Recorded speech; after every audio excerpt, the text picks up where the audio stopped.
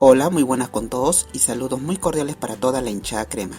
Esperemos de que este lunes 30 de octubre a las 10:30 de la mañana estén alentando el clásico del fútbol peruano de categoría reserva entre Universitario de Deportes y Alianza Lima, correspondiente a la quinta y última fecha del Grupo B de los playoffs del Torneo de Reservas 2023.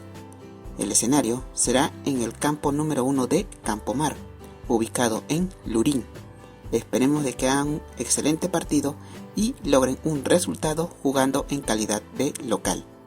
Así que mucha suerte y éxitos para todo el equipo reserva de Universitario de Deportes y juntos podemos decir y dale U. Muchas gracias.